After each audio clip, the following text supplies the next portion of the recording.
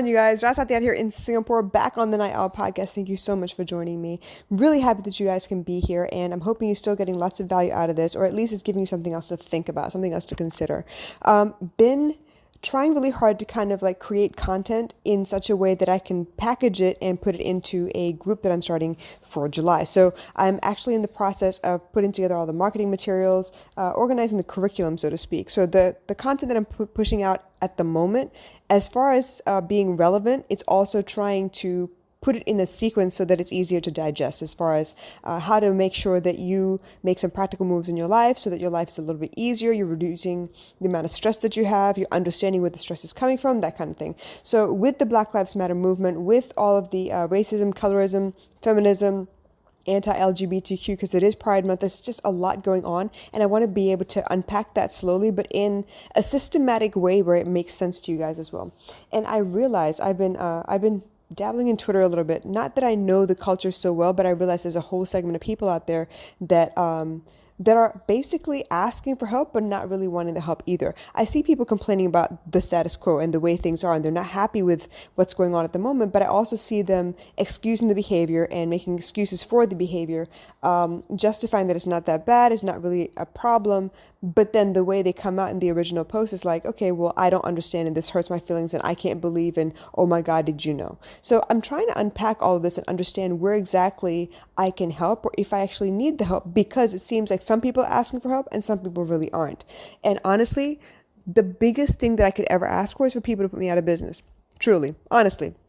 I would love it if people put me out of business because they understood their emotions, they know how to ask for what they want, and they will not settle for anything less than what they deserve, so that I don't have to unpack the trauma of settling and realizing that you were played, that you were a fool, that you were used, that you were abused, that you were in a narcissistic relationship, all of that. Really, because if y'all can figure that out, then I wouldn't have a job. There wouldn't be a need for me. There wouldn't be a term coined as emotional intelligence because y'all would know what to do, right? But unfortunately, here I am trying to help you guys so you don't make the same mistake over and over again with just different faces and different circumstances. I've been dealing with a lot of situationships, a lot of people talking about friends with benefits and how they really, really want love, but they want love with a person who's never been in love before, or they want friends with benefits where the other person doesn't catch feelings. Like, come on, you guys, you're expecting way too much from a very, very simple concept. Anytime sex is involved, things are going to get complicated. Why? Because you aren't the kind of people to go have sex with one person one time and never see them again. No, you have to run into them again. You have to pretend like you never had sex before. You have to pretend like it was under wraps and behind closed doors and so private that no one ever find out, but that's not the way life works. People talk, this is just the way it is. So I'm really, really hoping that people start to understand that when you reach out and ask for help, you're actually asking for help. Otherwise, keep quiet. People out here upset because there was a young man who took his life, and he had been saying the entire time that he is not being included in the industry. He feels like he's ostracized. He feels like no one listens. And a lot of times the people who are the most depressed have been saying it the whole time. They've been giving you clues. They've been plainly, bluntly reporting the fact that they don't feel like they're at home in their own skin, in their own lives. They don't feel like they belong where they are at the moment, even though they love what they're doing. So we need to be very, very careful about what we say, because I think people mistake the culture of complaining for actually asking for help. And trust me, there is a culture of complaining.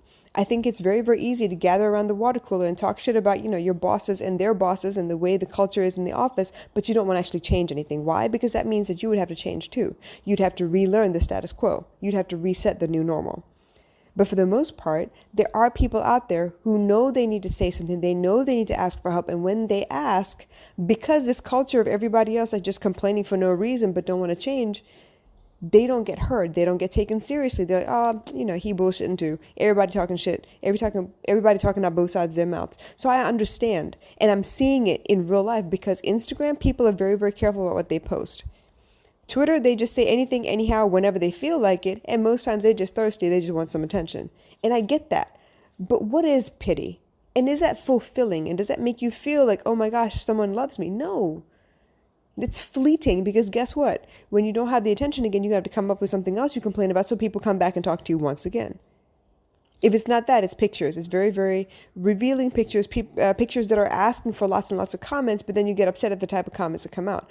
I don't understand, but I see it happening all the time. And honestly, I really, really wish if I could just send it out there as an EMP of osmosis, that you guys could understand that you are way worth more, and you're allowed to wait until you get what you want instead of settling for whatever's around right now until you feel like settling up.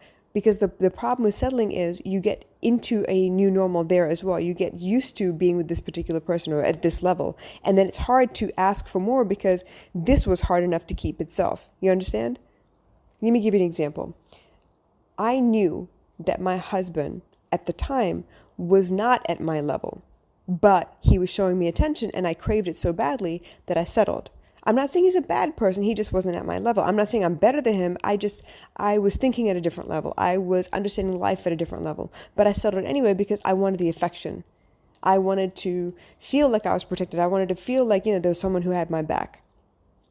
And rather than, make sure that I paid attention to the red flags and I walked away from things that would potentially hurt me because I knew they were hurting me in the process, I made adjustments and I weighed the pros and cons. And at the time, back in the beginning, the pros outweighed the cons. These are few things. These are minor. They're not going to be big deals. I will be okay. I'll get over it. But as time went on, those small things became bigger and bigger, and they became the norm because I didn't realize that's who he actually was. Or maybe I did and I just didn't want to see it because, who else was giving me attention? Who else would actually come out the woodwork and decide to compliment me every day or come speak to me every day? And for the few conversations that we did have, they seemed intellectual. But for the most part, that's not who he was. He was trying to impress me.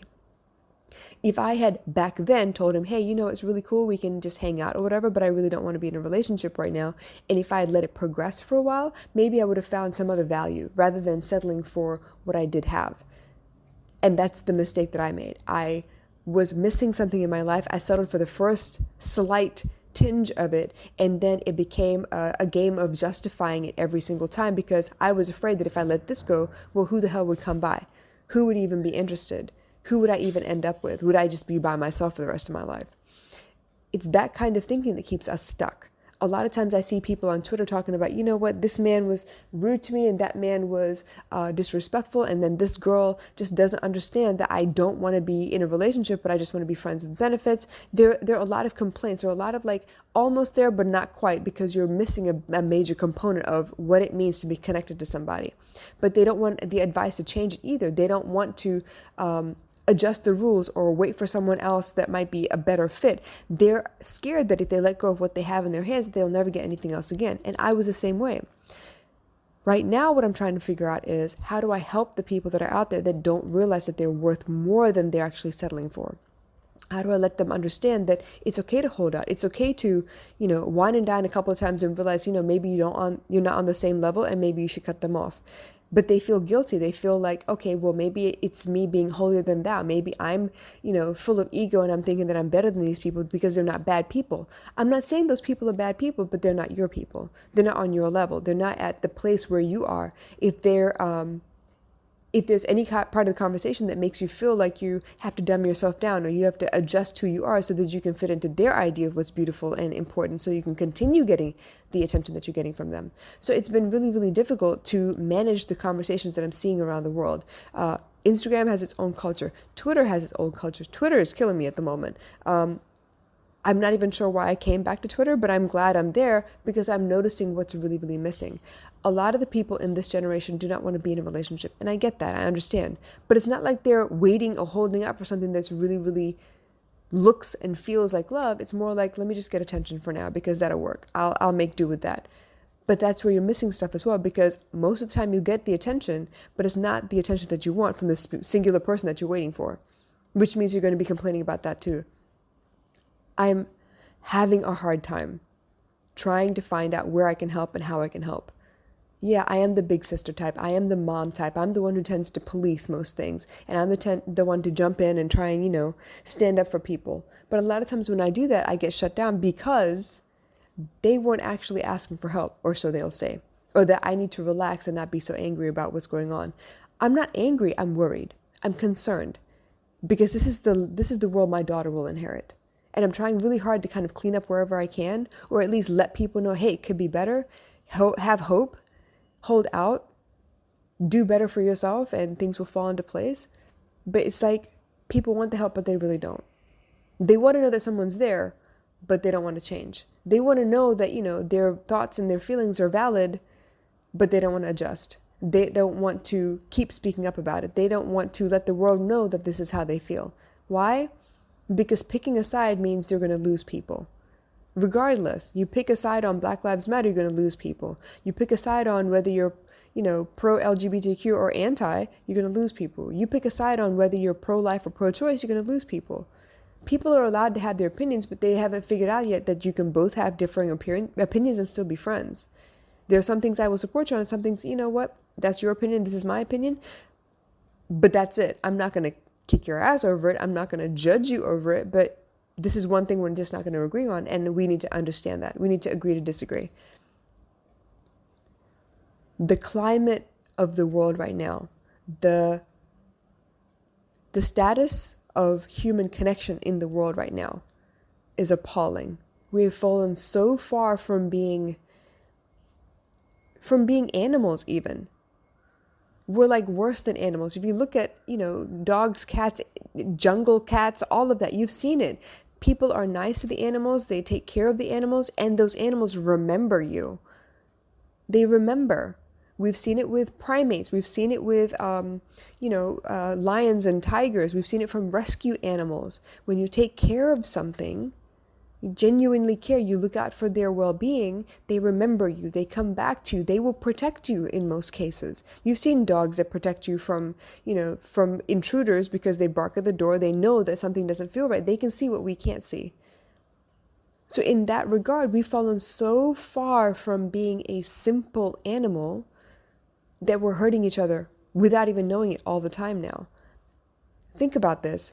You rescue a dog or you rescue a cat, and they, in the beginning, because they're used to being hurt by something, they have their the back arch. They're ready to fight at every twist and turn because they don't know if you're going to raise your hand and pet them or raise your hand and hit them. They don't know. But there's a language barrier. You don't speak dog, and dog doesn't speak human. So how do you figure that out?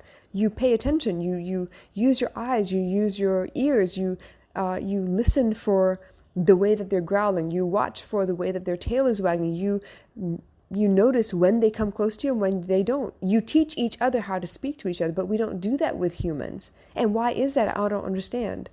This is why when someone cries out for help, most of us brush it aside, like, yeah, just another one complaining because, I complain too and it's not that big a deal. This is why we don't understand. We don't have the compassion. We're not listening to understand how that person is speaking. We're not asking questions to clarify either. And I want more than anything else for people to put me out of business because there is no more trauma for me to help unpack. There is nothing more for me to help you wrap your head around and understand that some of it is in your hands and some of it isn't, and to know which is which, to understand how to connect with your child again or connect with your husband again, because right now you aren't speaking the same language. It scares me, but I am grateful that there is some kind of a skill that I can offer in this arena. But at the same time, I wish it wasn't like this. I wish it hadn't disintegrated to this level. Because could you imagine a world where people actually take the time to get to know their colleagues? Not like, where are you from, who you with, how many kids you have, when were you born, what do you like? Do you like Iron Man and Spider-Man? Like, not like that. I'm talking about what makes you happy. When do you feel most comfortable? Is there anything I do that makes you feel uncomfortable? Or is there anything that I do that makes you feel more safe or more loved or involved, important? What is it you need most? Do you need to feel important more than anything else? Or do you need to feel like you're connected to someone? Do you need to know what's going on at every step of the way? Or are you okay with being fluid and letting things surprise you once in a while? How do you feel about people touching you? Are you comfortable with people giving you gifts, or would you rather never get a gift ever again in your life because you've just had bad experiences with that? Are you willing to let someone do things for you, as in like give you acts of kindness, acts of service to help you out around the house? Or do you just not trust anyone to do it at your level? If you don't trust anyone to do it at your level, are you willing to teach people what your expectations are so that they can maybe match your level or meet you halfway there? These are the conversations we should be having, but we don't. We're concerned with fleeting details that really don't matter. Your schedule changes every week.